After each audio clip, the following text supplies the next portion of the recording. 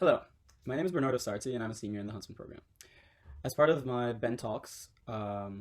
presentation, I will be presenting to you the findings from an independent study that I conducted last summer under the Business, Economics, and Public Policy Department with the topic of federal energy policy under the Trump administration. So what exactly characterizes Trump's energy policy? Well, we can examine this through the lens of the proposed America First energy plan, which has three major components. The first is to expand the extraction of low-cost U.S. fossil fuels to create jobs and achieve energy independence. Secondly, to revive the declining coal industry. And third, to undo the Obama administration's climate policies and end the climate action plan. So this set of policies, though quite different than what the rest of the developed world is pursuing, is very in line with the things that candidate Trump proposed in the 2016 election, which included withdrawing from the Paris agreement on climate change mitigation, to give the okay on very large pipelines that were controversial until then, and also to seize the need of having to import any sort of energy and to bring back coal, which was one of his key campaign promises. And though officially Trump stated that all of the above strategy would be pursued in terms of energy, and that energy should be just produced more and all of it should be produced more, it was clear that the administration favored coal at the expense of renewables. And this aligns both with the business-friendly and neo-nationalist character of Trump's presidency, since he largely focuses having an economic boom over any sort of environmental consideration. And so these policies can also be interpreted as a reaction to what some consider an overreach in President Obama's energy policies, which were much more leaned towards regulating, enforcing much more stringent rules, and also incentivizing the production of renewable energy. Obama aggressively and broadly expanded the regulatory mission of many federal agencies by issuing thousands of new rules and enforcing many of the old ones. From 2009 to 2016, for example, the EPA issued 3,900 new rules. And so one can interpret this reaction that is so violent to the other side as kind of a desire to reverse everything that Obama did while in office. In addition, there is also the consideration of electoral calculus, because nearly all of the top states in fossil fuel extraction voted for Trump in 2016, and many of these states were battleground states. So by prioritizing coal and natural gas and the production of these fossil fuels, Trump is essentially catering to a base that he must keep captive in order to stay elected. Moreover,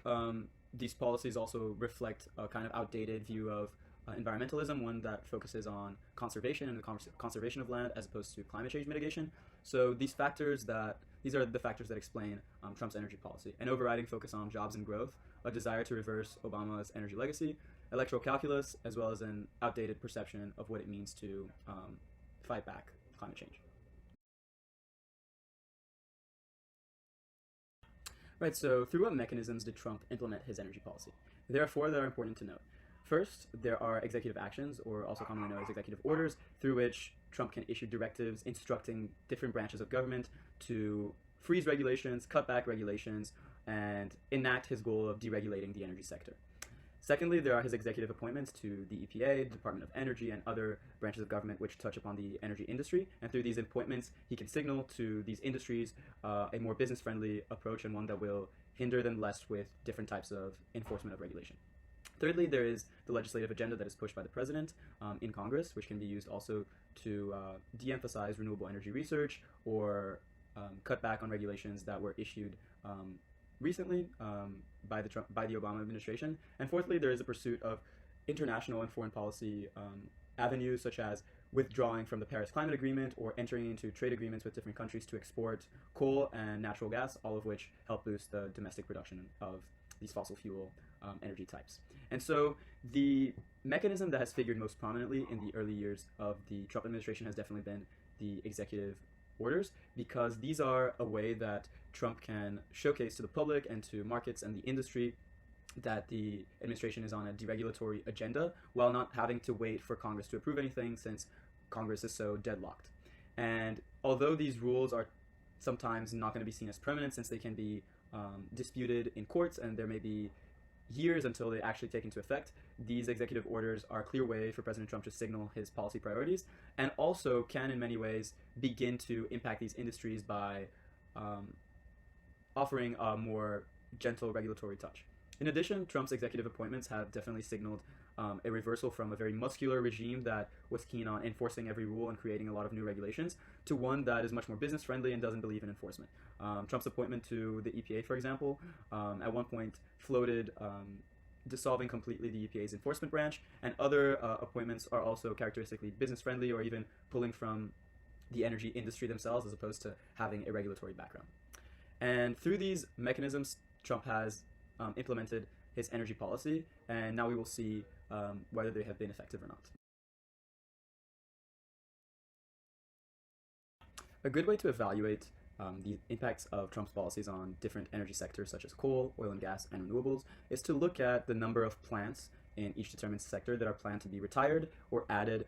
to the grid in the next coming years. And so we see that for coal, though there has been a modest increase in the demand for it, the planned retirements for coal have not changed, and it is still represents the majority of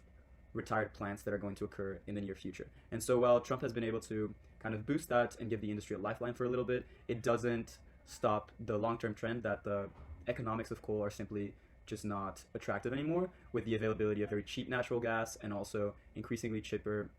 renewable energy. And so while Trump has kind of framed the issue of coal as regulatory, it really comes down to the basic economics of energy, and the economics of coal just aren't there anymore. Secondly, oil and gas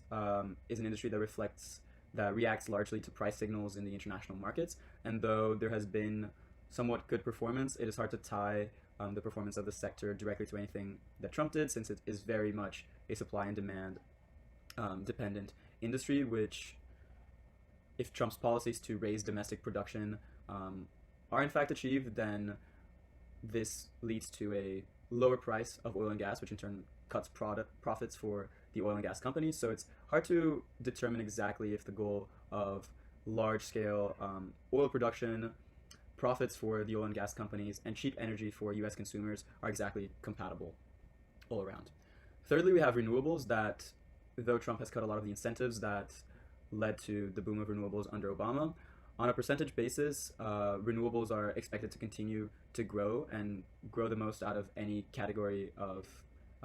energy type, and they represent over 94% of the net new capacity additions to the grid in the next 5 or so years. And so we believe that this also shows that there are limits to executive policy, since a lot of states such as New York and California have committed themselves to achieving these renewable energy goals more aggressively now that Trump is in power. So there is a limited kind of impact that Trump can have in really stopping renewables through decreased incentives and increased incentives to other energy sources. And so finally, to give a last little bit of analysis on Trump's energy policy and whether it makes sense, I'd like to highlight a couple of things that